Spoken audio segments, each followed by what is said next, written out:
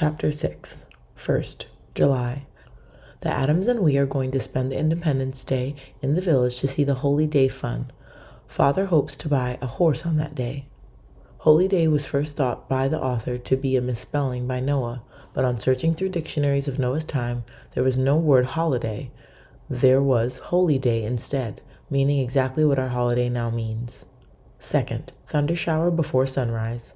I dug new potatoes. 3rd, more rain. It cleared tonight, and tomorrow should be clear for our going to town. 4th, never heard so many bells and cannon shots. Several wagon loads were on their way as we walked to the village. Last year, poor Daniel drove us in. Mr. Adams was reading the Declaration of Independence when we arrived, and Mr. Grimes said a long prayer. Sarah looked very pretty. Father bought a horse and a wagon. We should collect them on Saturday. Here, cried the auctioneer, is as fine a beast as any man would want, and with her goes an almost new wagon. Surely I can get one higher bid. Who will raise it another $5? Just then someone in the crowd with a little cannon lit the fuse and held his ears. Bang! The cannon exploded only a few feet behind Isaac, and his 2 hands went over his head as if he were shot. Thank you, Isaac Blake, said the auctioneer. There is a man who knows what he wants. 1 hand was enough, but he put up 2. Sold to Mr. Blake. Isaac almost protested. In fact, he had already begun, but he did admire the horse, and the old farm wagon that Daniel had pulled for so long had already rotted in many places. He walked to the auction table to pay. Well, said Isaac later on, we have a new horse, and he came to us by fate and because of a toy cannon. I didn't know what they called him before, but I have a name for him now. It shall be Bang. 5th, we began making ready for Bang. Father says a horse will jump over such fences as ours, so we began making them higher. Noah and his father worked all the day carrying stone to heighten the stone fences.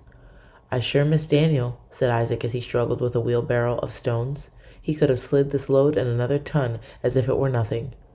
But when I was a boy, we didn't have wheelbarrows. We had only hand barrels. Some of them had long handles, and we slid the load behind us just as an Indian does with a travois.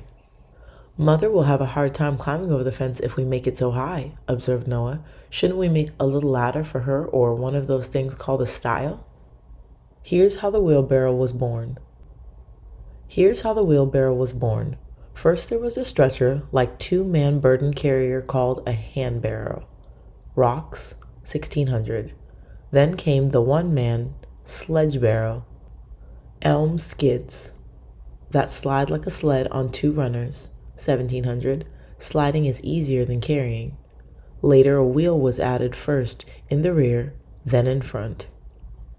1730, 1750, and the wheelbarrow was invented. Perhaps we can put a grike here and there, replied Isaac. These are slits in a fence where a person can pass over, but a farm animal would be too timid to squeeze through. I do admit grikes are more for men and boys than they are for ladies with flowing skirts, so perhaps we shall build a stile for Mother. In 1805, wire was not yet used in fence work. Barbed wire was invented in 1873. But wood was so plentiful in America that 2 or 3 men could split rails and build a fence with them as close to a mile per week. Between the stone walls made just from land clearing and the stump fences resulting from the same work, there wasn't much more fence work to be done at the Blake place, except to heighten a wall here and there or to add a rail on top of the lower stumps. So before the day was over, there was good enclosure for Bang, high enough to keep the average horse from jumping over. It is interesting to the student of early times to note that fence rails were cut, by law in some places, at a length of 11 feet. This was exactly 1/6 of that old measuring device, the chain, which was a linked measure 66 feet long, used by surveyors instead of the foot and inch calculation that we use now. Ladies crossed over fences by means of a stile. Stone stile. A wood stile. Some believed these slits in the old stone fences to be Indian fighting devices to shoot through. There are really wall stiles, or grikes, for people to squeeze through. And here is a real French grike, sometimes called Fat Man's Agony. By merely walking around your fence line and counting the fence rails, you could accurately tell the size of your land. Or by removing a rail, you could use that as a giant ruler for measuring out more land. Lay out 2 rails and you would have the legal width of a roadway where Noah lived. Yes, in those days there were many good reasons for custom, and the people enjoyed tradition because they knew the reason for it. 6th, a most exciting Saturday. We went to the village to collect Bang in the wagon. Bang is faster on the road than Daniel. We arrived home in less than 10 minutes. Bessie would have none of Bang, and she kicked her stall through. We shall leave Bang at pasture until the two animals become better friends. 7th, went to meeting in the new wagon. It was great enjoyment to drive a horse. 8th, brilliant warm day. Father and Mr. Beach squared new timbers for the mill machinery. I tried my hand at the squaring axe while Father and Mr. Beach chiseled. Any man who was expert at using a broadaxe, a squaring axe, had usually learned the hard way and had the marks on his legs to show it. For the broad axe wasn't a thing to cut down trees with, but a sort of giant plane that chipped away at round logs to make them square. Its handle was short and its blades were razor sharp. You had to be on your toes every second or the broadaxe would. The drawings show an adze cutting measured notches while a broadaxe did the actual chopping away, but very often there was no adze used and the whole process was axe work. So most of the antique adze beams that we see nowadays were never even touched by an adze, they were broadaxed instead. When it came to the mortises and tenons, the interlocking units that joined timbers together, a combination axe and chisel was used, as the drawing shows. Almost none of these tools are left, as they were replaced in the early 1800s by the straight chisel, but we might assume that Isaac and Mr. Beach used this sort of thing when they chiseled, as the diary relates. How the broadaxes made square beams out of round logs. Log was first notched so. Bevel on one side. The chisel axe had an extremely short handle and was struck by a mallet on its head or on the flattened elbow. 1800, Pennsylvania, German design. Well, said Isaac, your work at the bellows is now past history. We have finally made a cog in the water wheel axle that should lift up the bellows twice with every revolution. Pretty soon we can dismantle the old forge barn and set it up in the new mill house. That's one job I'll never miss, laughed Noah, but I'm sure you'll find another job for me, just as tiresome. There will still be nail hammering to do. The way things look, said Isaac, we may not be making nails at all before long.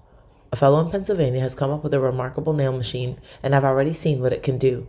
They had a keg of machine-made nails in the town store, and they look pretty good to me.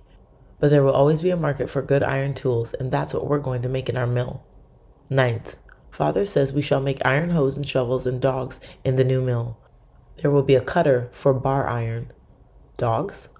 A lot of things were called dogs in the early days, but Isaac probably meant the things that men used to fasten a log with when it was squared or otherwise worked upon. It would seem to be natural to progress from nail making to forging staple dogs, which are like large-sized double nails anyway. It is interesting to note that although these timber dogs were in every household a century or so ago, they have become one of the rarest of tools. The author has only 2 in his collection. 10th, help mother with her salad garden. Planted rosemary and saffron and lettuce and gillyflowers. Salad was the old way of spelling salad, just as lettuce was spelled lettuce. 11th, the brook is low, so we took advantage and built up the stonework. Bang drew his first load of stone by sled, but it was difficult. 12th, 2 Indians came by from the mountains on their way to the village. We fed them. They marveled at our new bridge. 13th, rain all the day. 14th, Sarah drove back with us from meeting and had Sunday night dinner with us. Mr. Adams collected and took her home in the evening. A dog in 1805 could be a lump of iron, 50-pound iron dog, or a fireplace and iron. Fire dog looks like a dog. But the dogs forged by the Blakes were probably this kind. Dogs, mill dogs, hewing dogs, sawing dogs, used to clamp down the timber to be milled, hewed, or sawed. Hewing dog, staple dog, used until 1860s for beams, rafters, etc., used until 1900 for fence post making.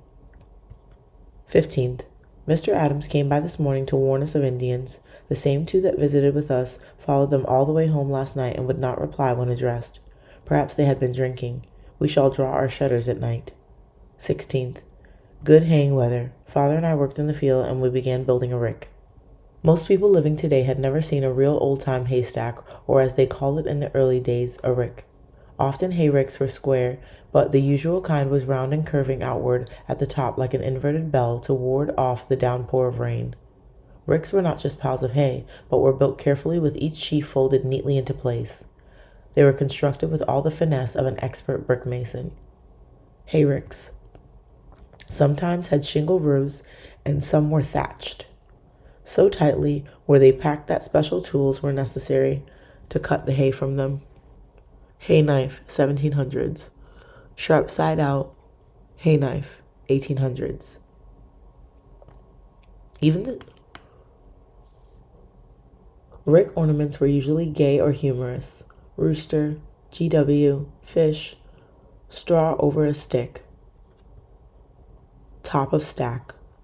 But Noah chose to make his useful. A stick in a bottle with a thin arrow on top made a fine rick vane to tell wind direction. Arrow fastened and slit. Board base to keep bottles stable. Even the strongest wind seldom toppled a good rick.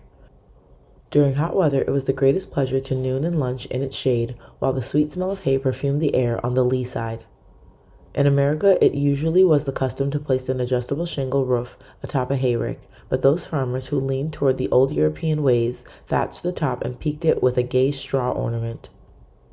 Those who were expert at thatching would use their rainy days designing rick ornaments in the shape of roosters, fish, a boat, or the head of some well-known statesman. Of course, the event of a rick crowning always called for drinks and song, but during harvest festivals, each farm tried to outdo the other in the same spirit that we decorate our doorways during Christmas. Then the ricks all over the countryside looked like big fancy holiday cakes. Noah had seen one rick top ornament that he wanted to duplicate, and he decided to start making it as soon as the stacking got underway. It was a rick vane, made with a bottle with a short stick in it that held an arrow that swung and pointed into the wind. It seemed about the simplest way that anyone could build a weather vane, for the slick glass made a permanent and workable bearing for the upright stick. 17th. Rick is underway. Mr. Adams is going to thatch the roof for us. Carried water to Mother's garden, which is dry. Carrying water was always an important chore in the early days, for piping was almost unknown. As 2 buckets were as easy to carry as one, because of the counterbalance of weight, every household had 1 or more neck yokes or burden carriers. In fact, they were made to fit each person's neck, so that a man's yoke was much different from that of a child or a woman, and in New York State, where they were made commercially, they had sizes from 1 to 6, like shirts. One favorite American burden carrier was made quickly from a square piece of canvas or waterproof sailcloth known in New England as a summer cloth, which folded into a knapsack. Apples or grain could be carried in a summer cloth, but so could water or milk. The word summer had nothing to do with the season, but stemmed from the ancient word sumpter, meaning burden or burden horse. The same applies to that main ceiling beam in the old houses known as a summer beam.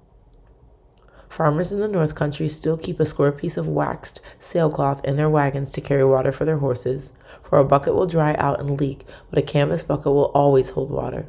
The drawing shows how to fold a summer cloth. In place of pins, a plain thorn from a thorn tree will do the job of fastening the material. Indians have been known to make such an arrangement of birch bark, which will not burn as long as there is liquid on the inside and will boil water over an open fire. A neck yoke burden carrier. A 3-foot square piece of canvas makes a good bucket. 1. Fold. 2. Fold again. 3. 4. Lower the forward flap. 5. Pin the flap with pins or thorns. 6. Using this end as a handle, you can carry a bucket-sized amount of water. You can make paper cups or birch bark pot and boil water in it the same way. Now that we have a new wagon, said Isaac, and a spirited horse to pull it, I don't see why we can't also have a little 2-wheel cart for going to the village. The wheels from our old wagon should do very well for building this, and the other 2 wheels might make a handy logging cart. I'm all for the little cart, said Noah, but what is a logging cart? Well, said Isaac to his son, now that we are looking forward to having our own sawmill, there will be logs to move about, even to haul in from the woodlot, and Daniel isn't here to sled them. Bang would never get used to a logging sled, so we'll have to use wheels. A logging cart is nothing but 2 wheels between a long shaft. The log is jacked up to the axle, and it can then be slid from place to place. Weight here, raises here, and drags the log easily. Log tongs. Joe bang. Lever beam. A logging cart. So as time went on, the old black wagon began to disappear. First, the rear wheels were dismantled to make the logging cart, and then Noah was given the work of removing the bolts for use in a new cart body. Bolts and nails were not things to be discarded in the early days, and houses were often burned just to get the nails from them. The right woods would have to be found for the new cart, for the wrong wood in any vehicle was unforgivable. It was oak for the framework, elm for the sides and floor, ash for the spokes and shafts, pine for the seat, and hickory for the slats. Even a simple chair sometimes had as many as 6 kinds of wood, each kind working against the other in dry weather or damp, designed to stay tight and not to wear away or break. This is why an old wagon could sit outside year-round in weather and still exist, while a metal vehicle would rust and crumble. An automobile wheel left outside for 20 years would almost entirely disappear, yet you may see a 200-year-old spinning wheel sitting in the weather as they do outside many an antique shop, just about as good and usable as when it was made. It gives a thinking person food for thought and to many of us reverence for wood. 18th.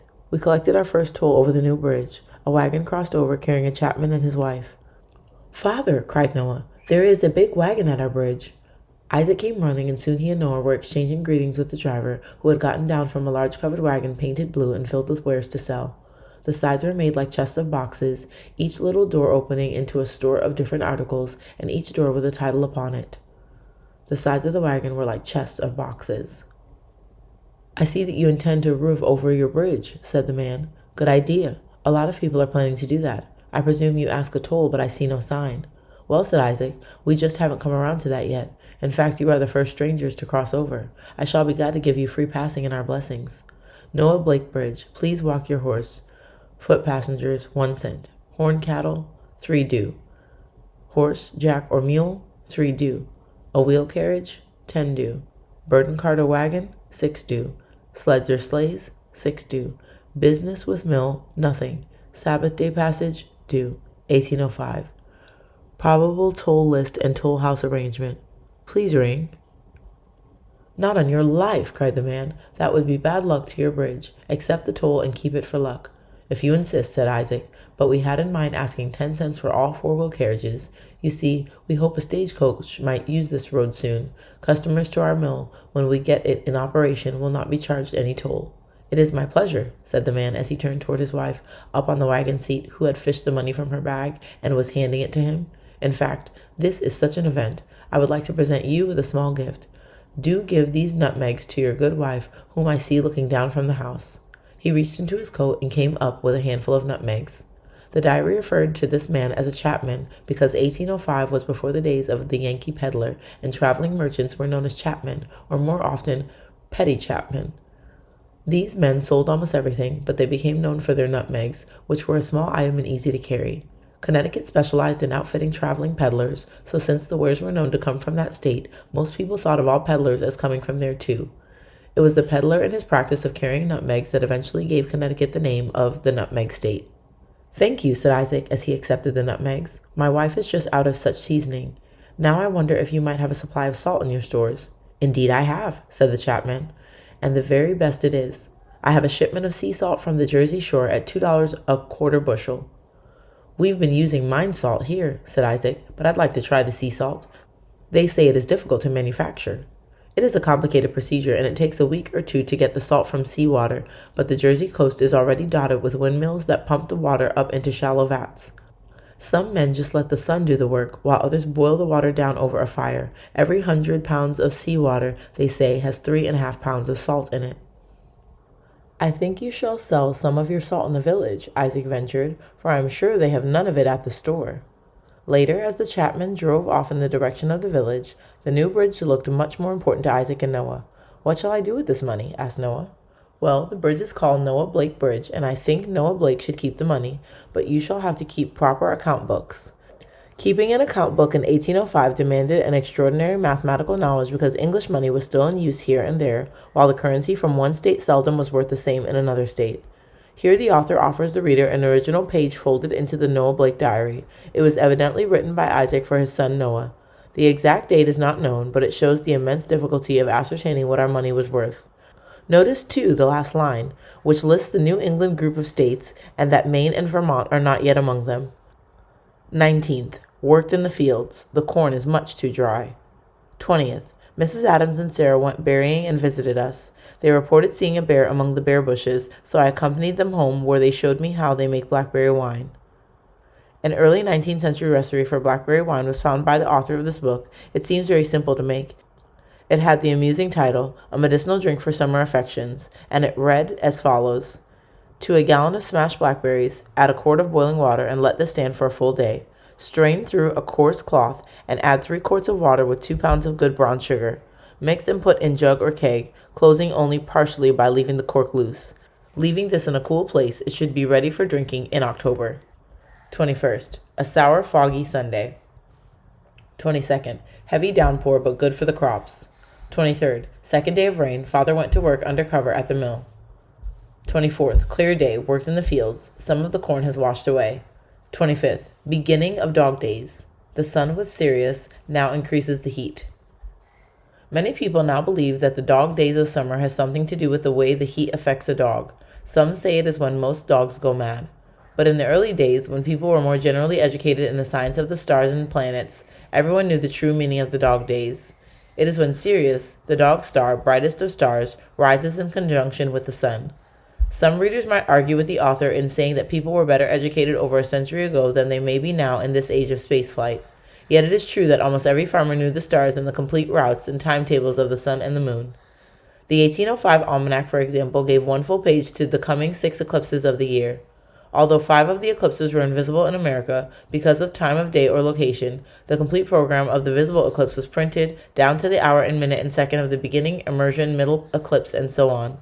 The duration, incidentally, was 2 hours, 37 minutes, and 5 seconds. It is not that such information is no longer known or that we have not progressed immensely in our knowledge. The pertinent fact is that the average person doesn't know such things because they are not necessary information.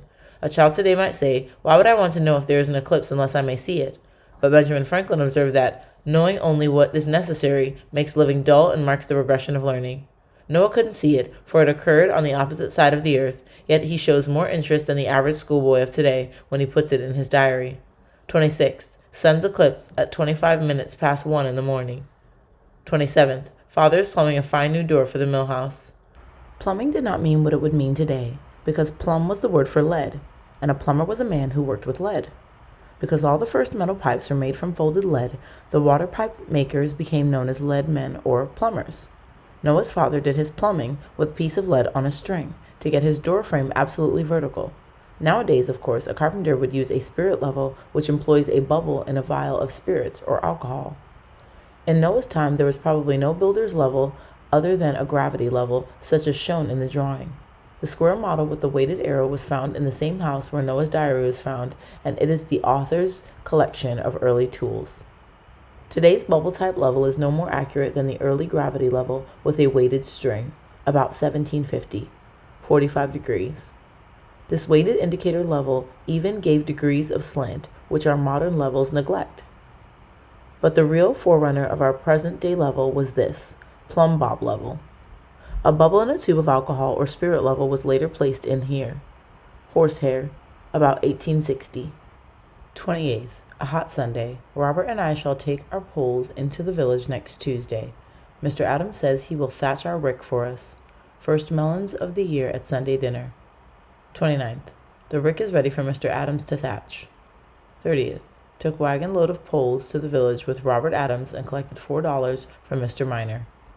The post axe not only cut holes in fence posts, but cut mortises and tenons too. Large head for striking with mallet.